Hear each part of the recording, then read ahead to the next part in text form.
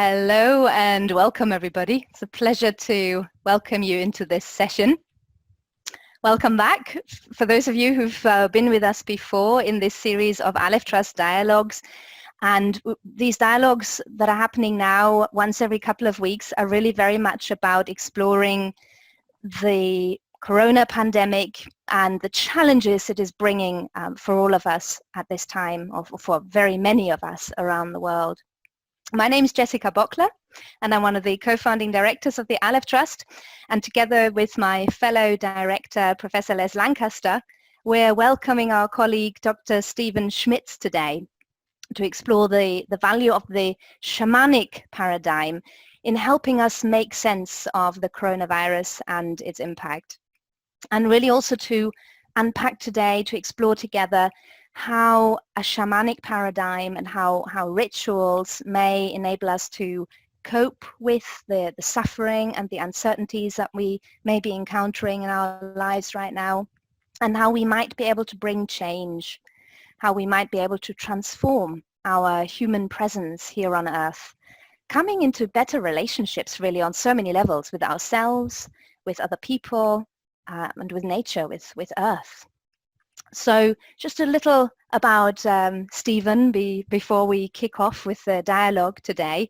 Stephen received his PhD from the Institute of Transpersonal Psychology in the United States, and he's been involved in the transpersonal field since the mid-1970s. And Stephen was initiated both into shamanism and also Zazen in 1974. He's a past president of the Association for Transpersonal Psychology and also a former board member of the European Transpersonal Psychology Association, Eurotas. And Stephen now teaches shamanism and rituals worldwide. He offers shamanic healing workshops as well as ceremonies. And he also has a private practice of shamanic counseling, shamanic healing, and spiritual mentoring. And he's also a member of the faculty at Alef Trust. So a big welcome to you, Stephen. It's good to have you here with us. Thank you, Jessica. Thank you for that introduction, and thank you all for showing up. Thank you, Les and Jessica and Nick and Francesca, for all your help in setting this up and making it happen. And I appreciate all the people who have taken the time to join and hear this talk. I'm very excited to be here today and to share what I know with all of you. As Jessica mentioned, there is a lot of troubling times right now, and there are certain ways that shamanic practice, shamanic paradigms, shamanic rituals can help to bring about a change and transform the energy of your lives to make them be in a more balanced and harmonious and healthy way. I want to make sure that you know that I'm not going to romanticize shamanic practice in any way to say that if you just start practicing shamanism, the virus will, magically go away. If you catch it, it'll make it go away in you. What I am saying is that there is both value in modern science and modern medical systems. There are certain things that they can be very beneficial to us, and there are also very many beneficial aspects of the ancient spiritual practices that do exist. There are many different spiritual practices. The one I know the best is, or the two, is Zen and shamanism. And today I'm here to tell you about some of the shamanic practices that can be used to help bring back more harmony, to bring back more balance, to bring back more health into your life, to be able to supplement and add to the healing prospects of what the medical system has to offer. If you do get the virus or you think you might have it, of course, go take a test with the medical system. And if you do have it, let them use what they know from what they've studied and how they've been treating people to work with the virus. And I'm also advocating that you also work with not only the physical part of it, but the spiritual part of it, to work with nourishing your soul, nurturing your soul. And shamanism is a very ancient spiritual practice. It's one of the oldest ones that we know of. We have records that say it goes back at least 60,000 years. And it's a very powerful practice. It is still being practiced today in 2021 for one very simple reason. It works. And I've seen that work. I've been practicing since 1974 when I was first initiated, and I've seen many instances of healing, of empowerment, of help in bringing balance and harmony into people's lives, and a lot of healing miracles that I've seen happen. And I say miracle because there were things that weren't helped by other means, and they can't be necessarily explained by rational means. So I do want to share today, what I will share is some of the aspects of shamanism that can be helpful for people during these very troubling times, these times of the coronavirus pandemic, the economic uncertainty, the social unrest. There's many different aspects right now of living that are causing stress, that are causing people to feel fear, to feel angry, to feel confused. And so I want to offer some of these things that we can do on a daily basis in your everyday life. You don't have to be a shaman to do any of these. You just have to be open to the idea that spirits do exist, which is one of the basic tenets of shamanism, that spirits are real. Now, not real like this pen that I'm holding in my hand, but they are real on a certain level. Shamans know that there is both a physical material world as well as a invisible spiritual world. And they have developed the methodology to travel between the two worlds, to step into the spiritual world and to connect with helping entities that can provide healing, can provide power, can provide guidance, can provide help in our everyday lives. The main practice, now I'm not going to go into a lot of discussion about shamanism because I think most of you are well aware of the basics of shamanism. I want to focus more on the very concrete practical practices that we can do to facilitate being able to deal with the stress, deal with the fear, deal with the confusion that is happening currently with all the situations. Stephen, yes. Can you hear me? It's Les here. Yeah. I don't want to cramp your style. I don't want to stop your flow too much because it's all very interesting. And I agree that it would be great to look at the concrete steps. Then I'm going to take you back because I'm keen that there be an element of dialogue here if we can manage that. And so let me take you back to the title. Yeah, the title, Benefits of Shamanic Paradigm and Rituals During Crisis, and the kind of crisis we're in now. Mm-hmm. So I want to start just with that phrase, shamanic paradigm. In many ways, you touched on that already, like yes. when you were talking about the two worlds. So, but actually, just to push you a little bit on it, a little bit on that. Okay. So what is a shamanic paradigm? And because we're kind of working with psychology a lot here, so let me put an edge to the question. What is a shamanic paradigm and how can you relate that to psychology? That's a very good question. Most of the time, I don't really do a lot of relating of shamanism to psychology. Basically because it's a spiritual practice. And for me, what's important is what works.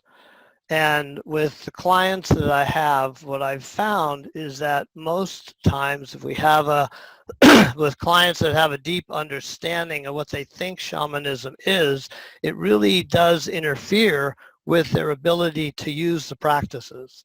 Because shamanism is not something you think about. It's not a kind of a theory or a doctrine. It's a practice. And it's a way of surrendering from our everyday rational, logical thinking mind and taking a break and opening up to a more spiritual dimension. So that's an interesting question for you to ask me at this point, because my whole preparation is on allowing for people to take away some kind of a practice of what they can actually do. As you know, shamanism is a very earth-based, very practical tradition. It's not about transcending. It's not about becoming enlightened. It's not about, a lot of the different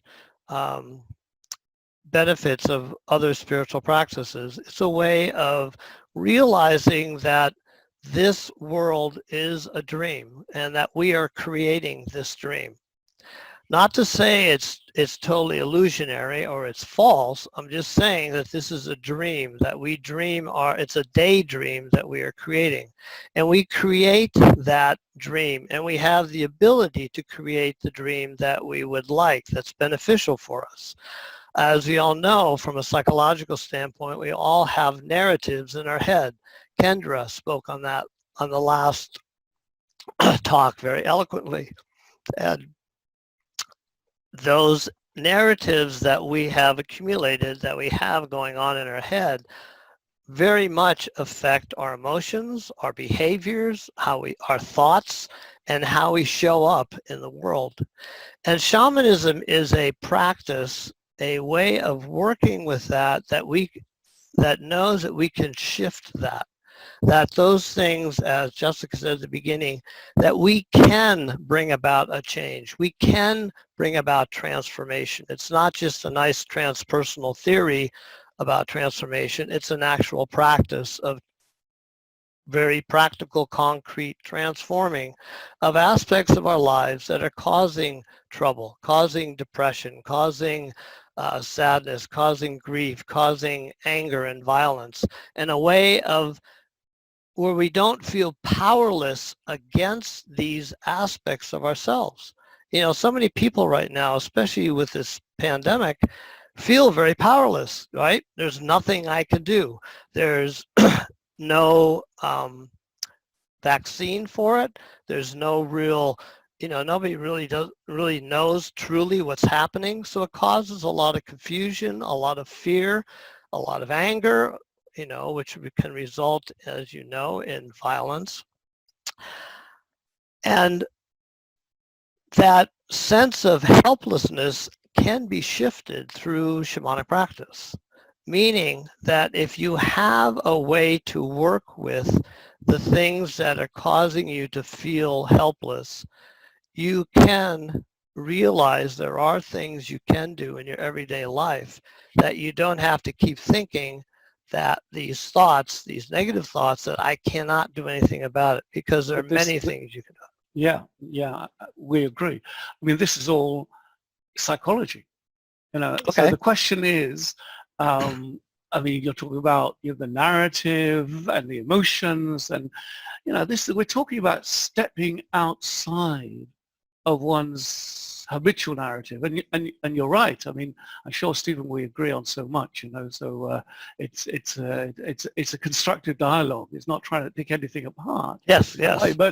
But psychology has a lot to say about the ways in which we enter a different kind of state of consciousness, and how from that state we can, not so easy to change necessarily, but at least get a different perspective on the narratives. And so I hear you talking about a paradigm which I think is profoundly psychological. So so that was the challenge in the first question.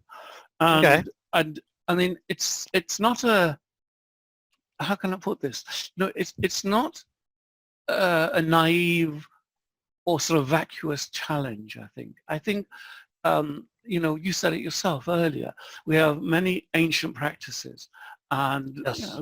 there are lots of practices that we wouldn't want. I mean, child sacrifice, animal sacrifice, all kinds of things that went on in the name of kind of going somewhere else other than this world, or placating the gods, or whatever it might be. Exactly. So there's And not that's a why kind I'd of say it's important to be able to deal with the modern knowledge. well, it's and important. You said it. Yeah. to blend the two. So Yeah. we should take advantage of medical progress and so on. But I'm not talking about that directly. I'm talking about kind of worldview. Because I Okay. think a paradigm, in this case, shamanic paradigm, but a paradigm is fundamentally about a worldview. And Definitely. yeah, Yes. and so that, you know, the point of interest, I think, as well as all the practices, and as you said before, the concrete steps, which we will come to. I'm not going to, you know, try to bypass that. Okay. But the point of a worldview is to recognize, you know, where we integrate. You know, because we're not going back. We're not going back to child sacrifice. We're not going back to animal. All those things, right? And so we do. I would hope not. So we're confronting a narrative at all kinds of levels, our individual narrative and a government's narrative, a global narrative. You know, that's what this pandemic is about in many ways. And so that's where I'm kind of challenging you to say, how does a shamanic paradigm, how do you situate it in relation to these different levels of narrative that are so strong and strident for us at the moment? Okay. Well, basically, how I present it, or how I where I place it, is similar to what I do with my class that I teach for Alef Trust, as well as my practice. That I don't spend a lot of time on talking about the perspective. I give people a basic overview of the fact that spirits do exist, that our rational, logical, you know, type of consciousness is but one of many, as William James stated. And I kind of create the possibility for an opening to see that their way of thinking, their narrative that they're holding on to, which may or may not be beneficial at all for them, is something that can change. It's a limited aspect of it. There's so much more that they can expand their consciousness to see other ways of looking at the world, other ways of looking at themselves, knowing things about their soul. You know, if they have lost soul parts that would require a soul retrieval. If they don't know anything about that, there's no way they can actually then take the steps to restore those soul parts. So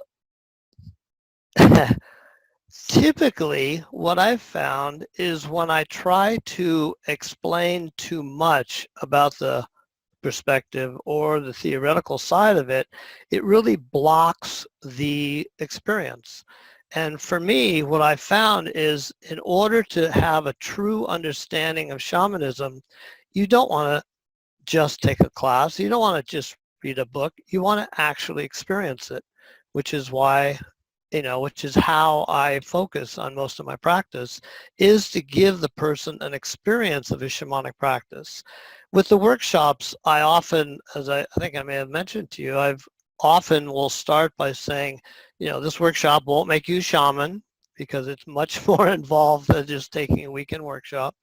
And I said, I don't want you to believe anything I say. Of course, I get a lot of puzzled looks, and I tell people, I don't want you to just listen to what I have to say. I don't want to listen to the description. And some of it will sound very, you know, unfamiliar, very unknown to you, very strange.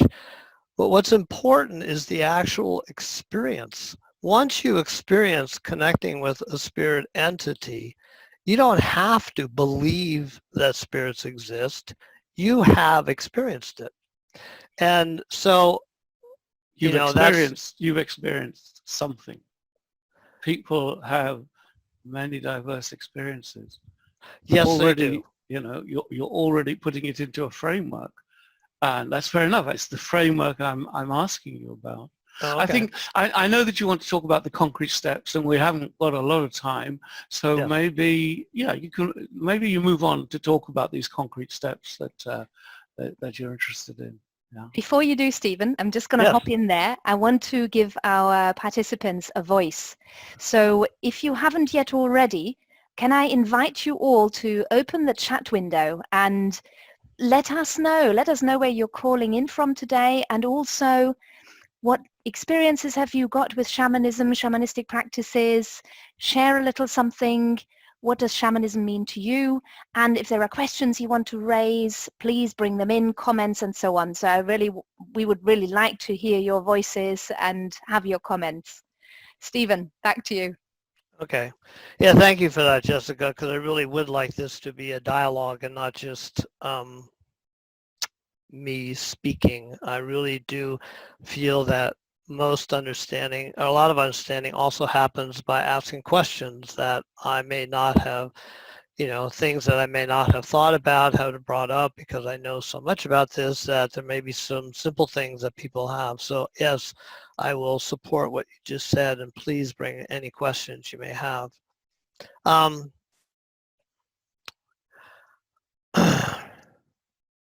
I guess it's just to say a little bit about what you're saying, Les, is that there is a framework that we work from in shamanic practice. And the framework has to do with some of the basic tenets. One is the web of life. And the web of life says that we are all interconnected, that we are not separate. And so just in that kind of a bit of a narrative, it changes this whole idea, especially, calling it social distancing. I call it physical distancing, because it's not, we don't have to distance socially, because, like with this thing here, we're connecting around the world with people in a social way. And this is very helpful. In shamanic terms, the sense of community is very important.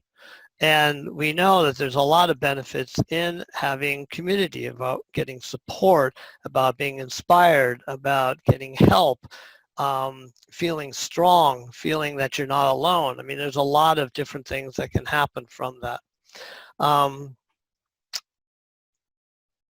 It also, the fact that we think in terms of we are all one, opens us up to the opportunity for diversity and to appreciate the differences, not to fight against them or be prejudiced against them, or in any way bring up violence against any kind of differences, because we are all one. And because of that web of life, just like a spider web, if you touch one part, it reverberates through the whole thing. And it's the same thing with us. As we act and as we think and as we feel, there's an energetic component to that. Energy is a really important part of shamanic paradigm, that there is an energy, that when I say, if I'm really angry at you and I yell rage, I'm not just saying words. I'm throwing very divisive, violent energy at you that will have an impact on you on many different levels. And that's another thing about being open to not only the spirit realm, the fact that spirits do exist, and that's obviously very controversial in itself, and also the fact of energy, and that when we are violent, when we are what I call indulging in the rage of anger. Now, it's okay to feel angry at someone and to communicate it. What's not so okay is to communicate or to throw the rage energy on someone else, because what you're doing is adversely harming and affecting that other person. You're having an impact that they may have no idea about, and they don't know how to work with that, but they'll carry that with them. So it's really important to have practices to be able to work with, to not only recognize those energies, to accept them, but then how to transform them. How do we transmute that negative energy that does not need to be put out into the world? There's enough of it out there.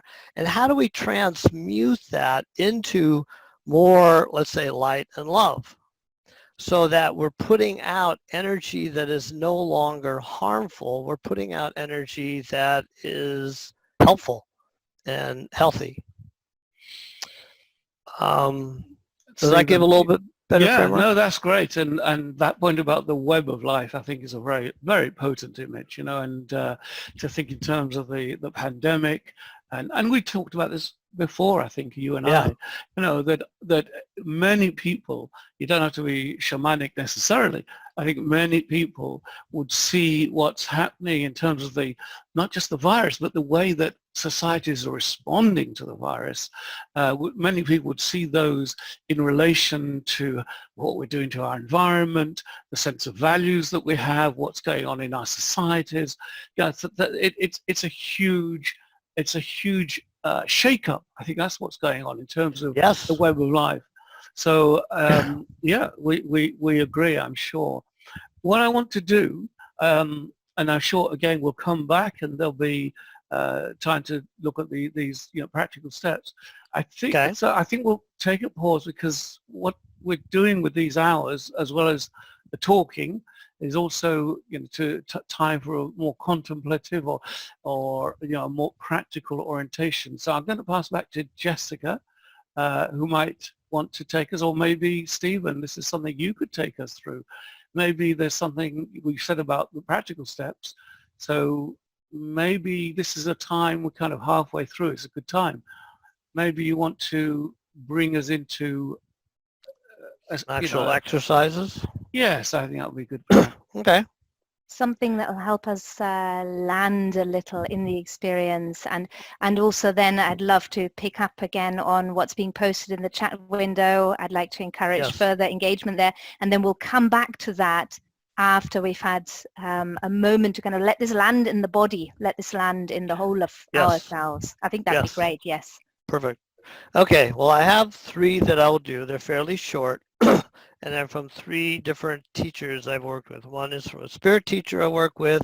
One is from a woman named Sandra Ingerman that some of you may have heard of, who's a very world famous shamanic teacher and just, how can I say it, just a most amazing teacher.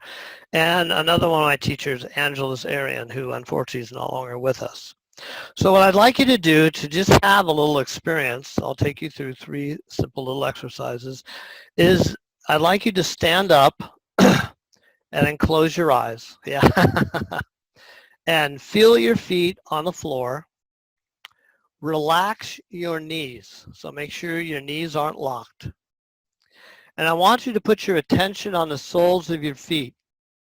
And using your imagination, open up the chakras on the soles of your feet, and with your imagination, extend roots down deep into the earth.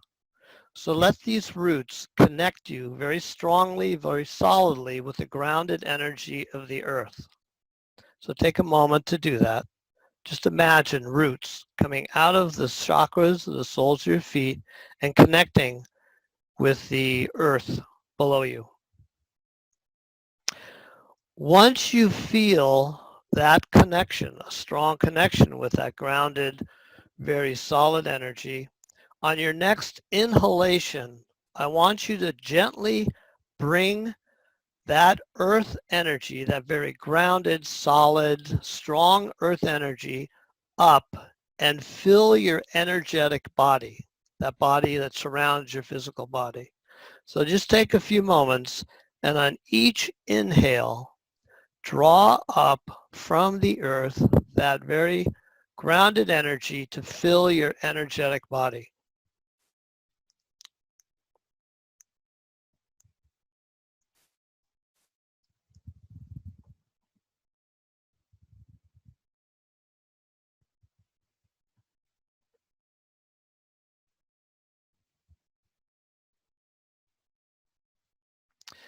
Okay, now keeping your attention on that earth energy that's in your energetic body, I also want you to put your attention on the top of your head. Using your imagination, open up your crown chakra. And out of your crown chakra, extend branches up and into the cosmos. So let branches go up out of your crown chakra and connect with the deep cosmos. And notice how this energy feels. Does it feel different than the earth energy that you're connecting with? Once you feel a solid, strong connection with this cosmic energy, again, on your next inhalation, draw down, very gently, draw down that cosmic energy to also enter into your energetic body and commingle with the earth energy. So gently draw down with each inhalation the cosmic energy and have that also fill your energetic body.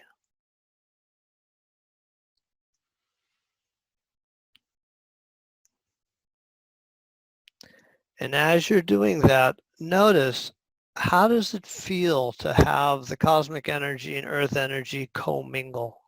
Just be aware of what feelings that brings up.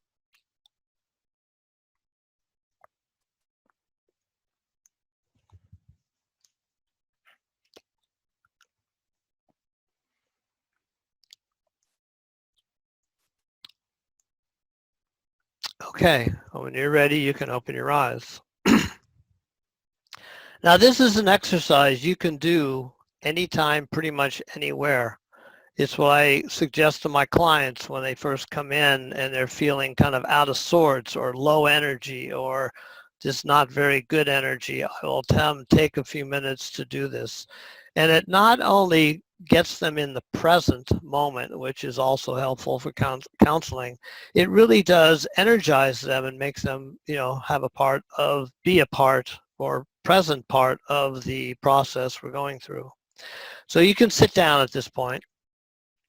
The second exercise that we're going to be working with is how do we transmute, how do we transform this negative energy that we have? These energies that when we have negative emotions, there is a reason we have these negative emotions. There is a purpose behind them. And it's not helpful, as we all know, from a psychological standpoint, to repress our emotions or deny them or gloss over them, because they will come out. So a way to work with them in a very healthy way is to transmute the energy behind them. So again, I'd like you to close your eyes and think about something in your life that is causing some very negative emotions, either some fear, some anger, some disgust, some grief, some sadness, something that brings up negative emotions for you.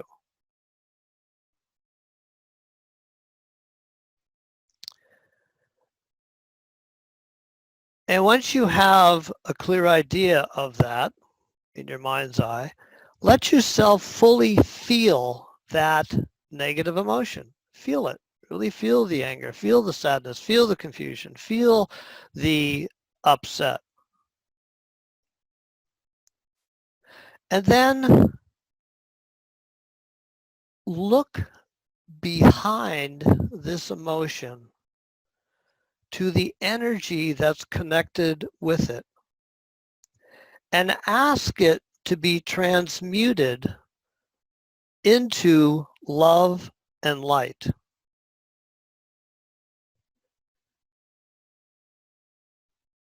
And when it does, then allow that to be shared with the universe rather than the negative emotion. Now, it may take you a few times to do this. You may find yourself having some resistance.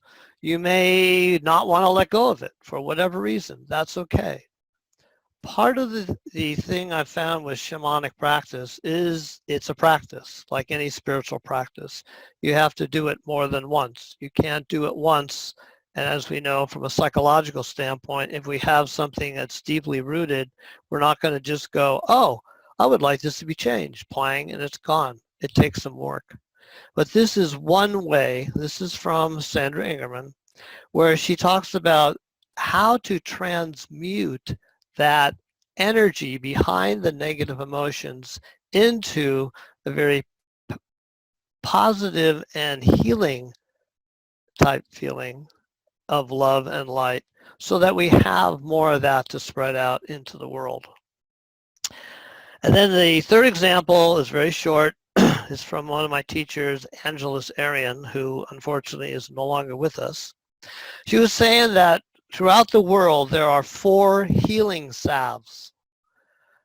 And these healing salves are a way that we can bring about also transform the negative feelings, being upset, feeling stress, all the things that the pandemic, the economic uncertainty, the social unrest, all these things that are happening in the world can cause us to feel stressful and unhealthy. There are 4 things we can do, very simple. And she used it in form of a question to ask yourself, or you can ask your client, when is the last time, or when did you stop dancing? Dancing is like a universal healing salve, as Jessica is well aware of and has shared with us many times. The second question to ask, when did I stop singing? And we all know how much that can nourish our soul and just change a really negative feeling that we have. The third question is, when did I stop enjoying telling stories? And we heard that again the last talk with Kendra about the importance of storytelling. And the last one was, when did we stop enjoying the sweet sounds of silence? And I think we all know how healing silence can be. So whenever you're feeling a little upset, here are 4 very simple practices that shamans use, have used, people have used all over the world to dance, to sing, to tell stories, and to enjoy silence.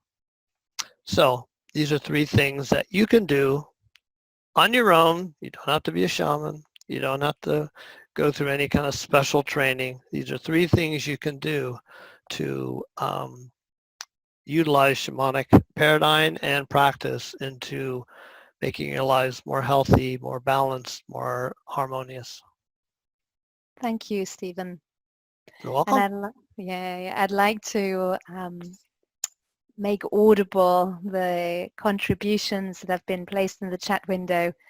And some of you have said hello and have said that you're new to shamanism. Shamanism is not something that you're familiar with, so you're listening keenly. And some of you know of Stephen's work. Sue was posting, Sue Bradley, in the chat window saying she had worked with Stephen in our master's program.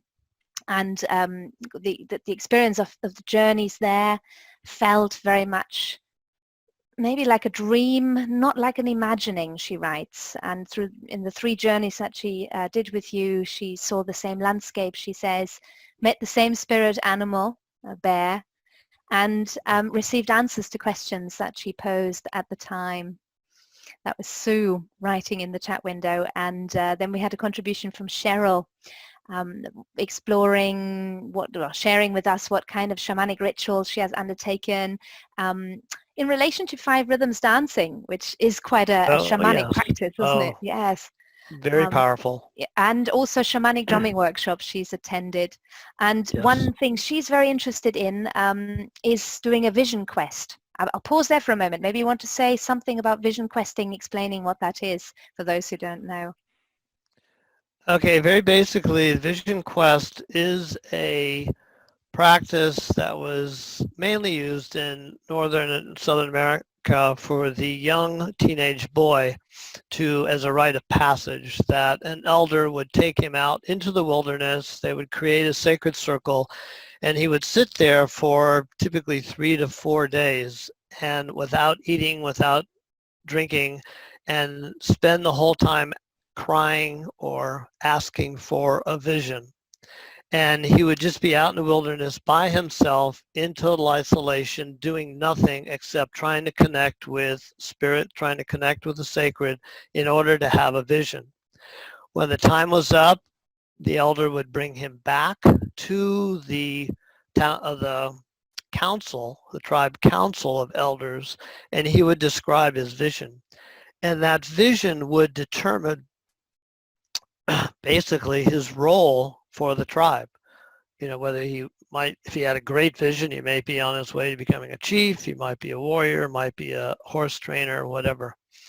And for me, the first one I did was very transformative because during my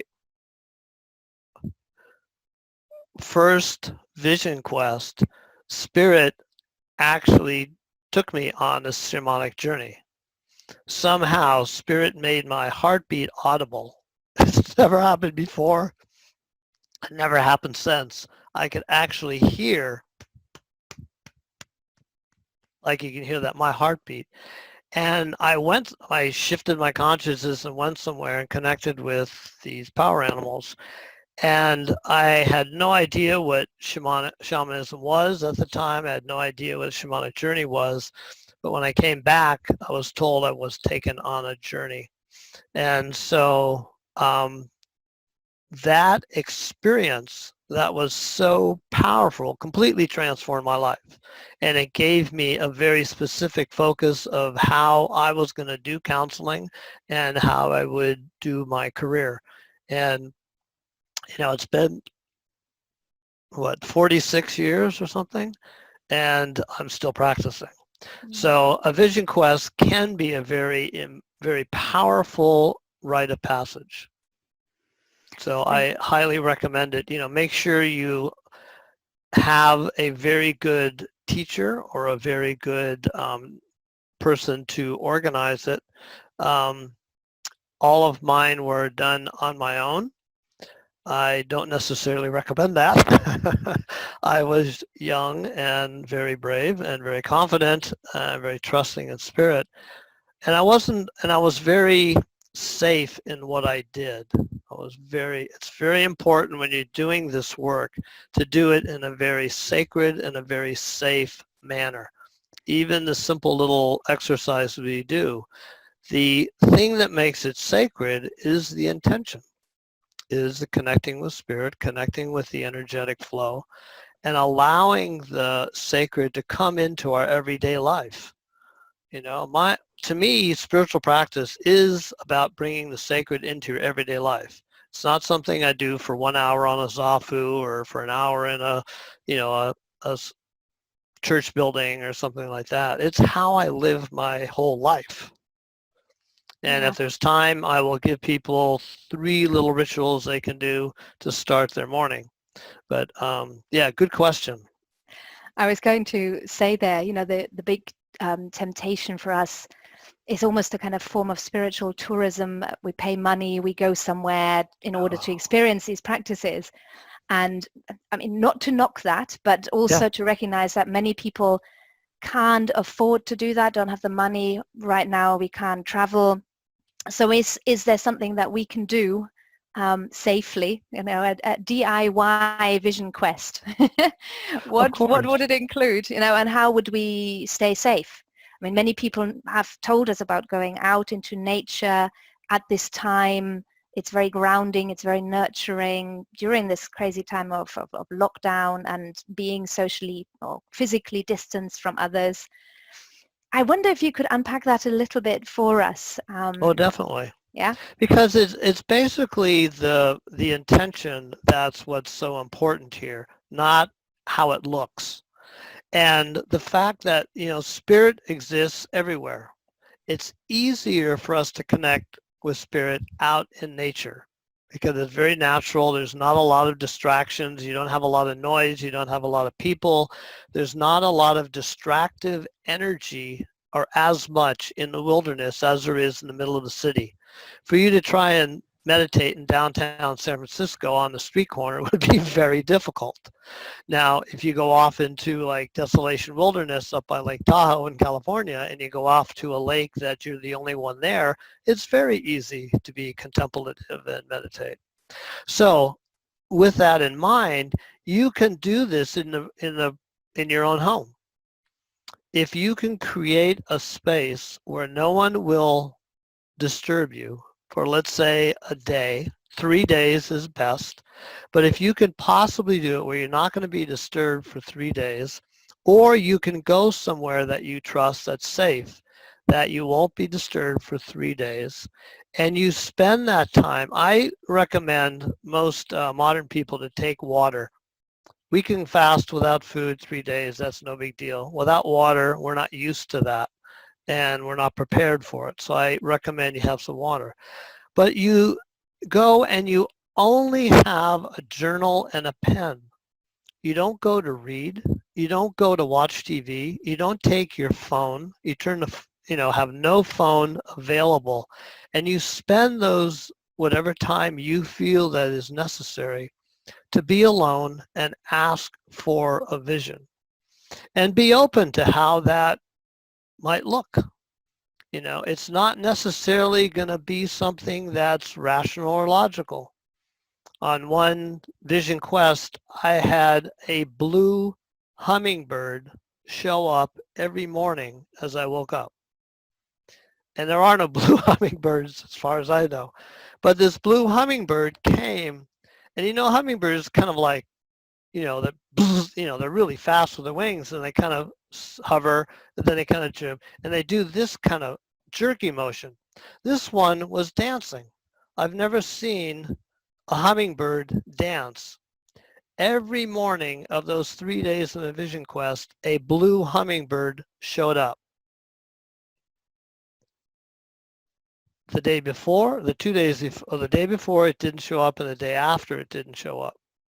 But those 3 days of the vision quest, when I was out in the wilderness, this blue hummingbird up in the Sierra Nevadas, up about 10,000 feet, which I'm not sure hummingbirds would live up there, showed up.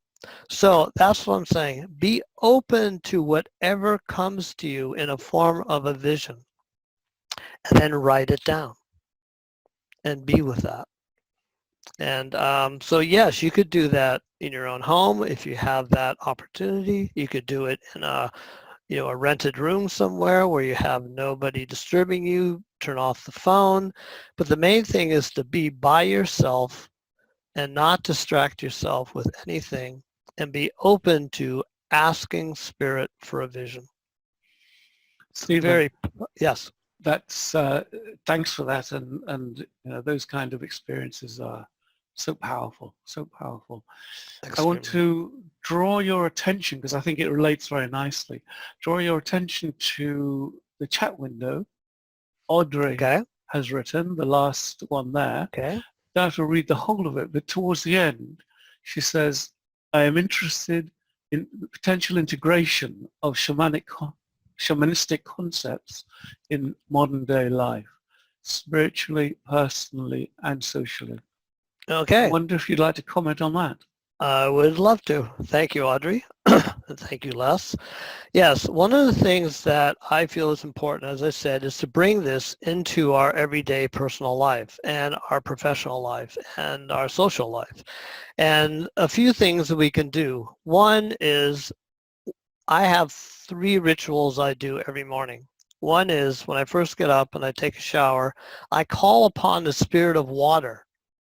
There is a spirit in water, and ask the spirit of water to cleanse any kind of negativity away from me and down the drain. Very simple little ritual. Again, you don't have to be a shaman. It's the intention that you're calling upon spirit to facilitate a cleansing, which is helpful. And let that negativity and let go of it. That's your part. Spirit's part is to help it go away.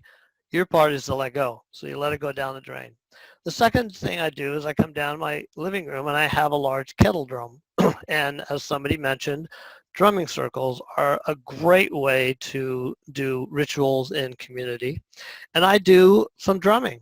And the drumming is there are studies done on how healthy and beneficial drumming can be for the human body, the human mind, the human soul, the human heart. And it's a way that also makes me very present in the moment and bring some joy. I mean, I know my wife really enjoys it, and I really enjoy having that sound permeate the house. And then the third thing I do is I go out in the back. I'm fortunate to have a sanctuary that I've created with a medicine wheel, and I do what I call a shamanic morning prayer. And in that morning prayer, I start off my day by giving thanks, by being grateful for all the spirits. And I call upon the spirits to guide and protect me through the day. So every morning I have protection, I have guidance, I have the opportunity to express gratitude. And it's a great way to set the tone for your day. As you know, how you start your day sets the tone for the rest of the day. So those are three things that I do kind of personally. The other thing you can do is very simple, create an altar. It could be in your bedroom, it could be in your living room, it could be any room. It could, even if you have an office, you're a counselor, you can create a little altar. And it can be anything from just a small patch of cloth with a crystal on it to, you know, statues of Shiva, to, you know, Buddha statues, many crystals, flowers, candles. And again, this is something that everyone, and most of you, I think, are already doing that. You can create an altar, and the altar becomes a reminder of those spiritual aspects that you're wanting to connect with. Because sometimes, you know, I know nobody here, but sometimes people get really caught up in their fast-paced, very busy lives, and they forget about their soul. They forget to take care of that aspect of themselves, and they forget to connect in a sacred way. So there are many ways that you can do that.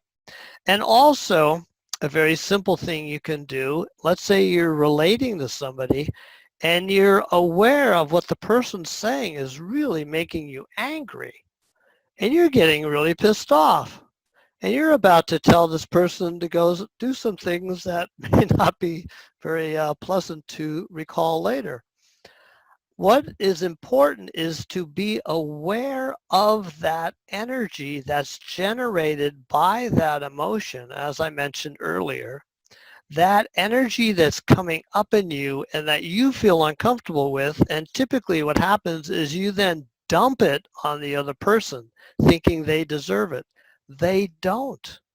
And it also won't help your relationship.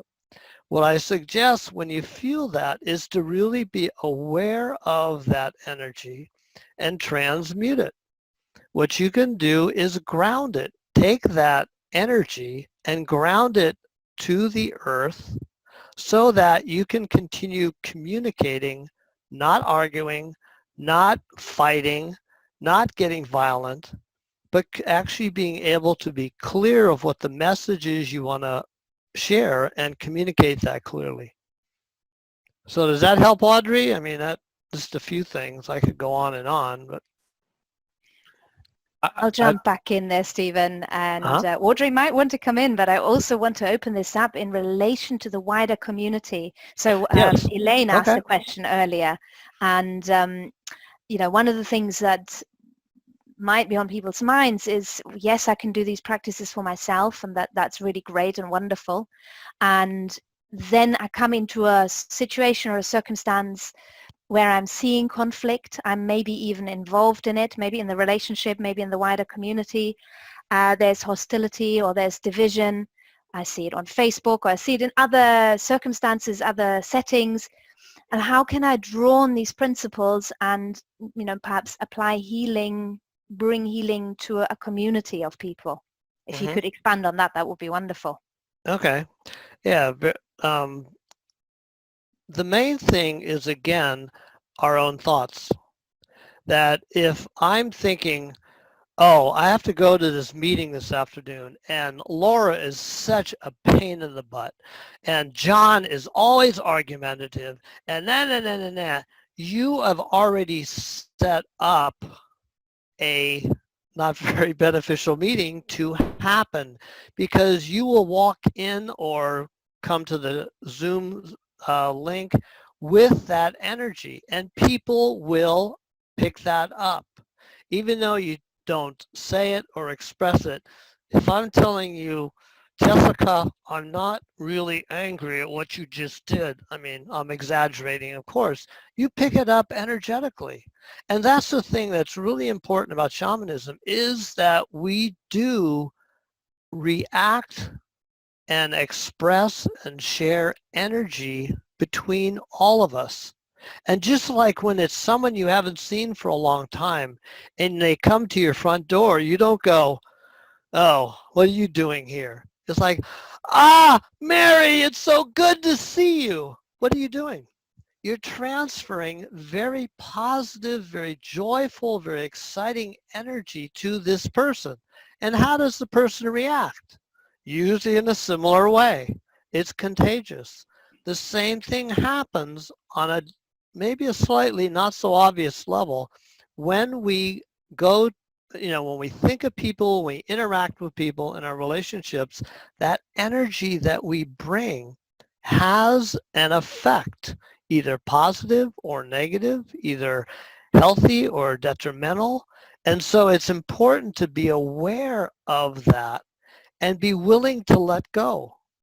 Stephen? I often talk, yes. Sorry to interrupt, but I think we're Okay. coming towards the end. I just want to say that's great. And I kind of think of that as the way of the saint, to always bring the positive, to transmute towards love and so on. I'm also thinking there are various politicians, one of which is in your country, but I'm not going to mention any names. I can't remember the name. I'm kidding. And I know who you're talking I have about. some Yeah. pretty negative emotions in those directions. Yes.